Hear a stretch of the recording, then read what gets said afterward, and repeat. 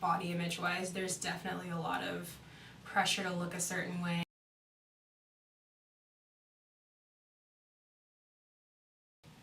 People talk negatively about people's bodies, but they kind of try to sugarcoat it, I guess, and make it seem like they're not really talking that way.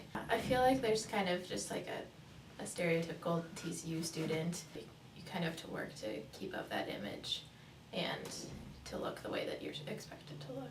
People watch the runway shows and they see these girls with, very impressive bodies, and they say, why can't I be like that? And they have to realize that those are not humanly attainable for normal people. Magazines and advertisements have like a false sense of what people can look like. It's definitely edited, and so people have this like unattainable image that they try to get towards, and it's really not plausible. I think the media portrays body image in a negative way, and this can really hurt a lot of people's self-esteem. I think it influences what we think about ourselves to a really great degree.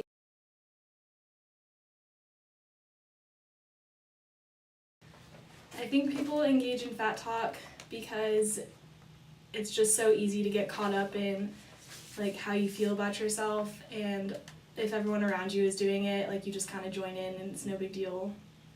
Sometimes it's a really good way to meet at a basic level with people, because in the back of our minds everyone knows that you're thinking about it, you're looking for it, and so like when you're with your friends and it makes you feel a little bit better about yourself, because everybody feels as though they're not confident about themselves and how they look. So when you can see someone else and find flaw in them, sometimes that artificially fills your confidence and says like, well, at least I don't look like her. Or even the opposite, when you see someone who is super fit, you're just like, oh, well, they must not do anything with their lives. It's just a way to try to make you and your friends or whoever you're talking with feel better.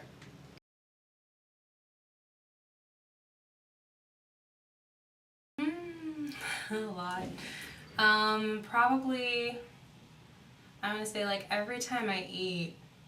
I don't even really think about it when I do it. It just kind of, it's just part of conversation these days. I know, especially every time I'm in the Blue eating with a group of girls, it comes up at least once during lunch or whatever meal.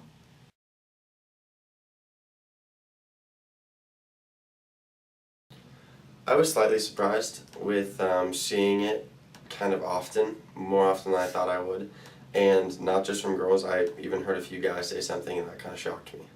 I mean, I knew that it happened all the time, but I'd never really tried to like keep track of how often, and it was just kind of surprising just how much it came up in like every conversation and every show that I watched.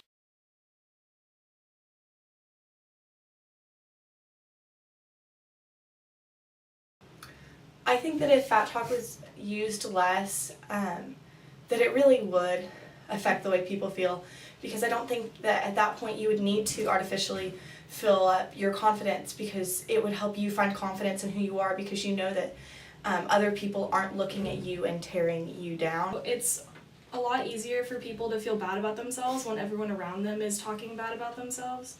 So if people stopped using fat talk, then it would definitely be easier for people to be more comfortable with how they look. I am signing the pledge to eliminate fat talk. I am signing the pledge to eliminate fat talk. I'm signing the petition to reduce fat talk. I'm signing the pledge to eliminate fat talk. I, Charlie Ruff, promise to sign the pledge to reduce fat talk and raise awareness about personal health and body image. Go Frogs!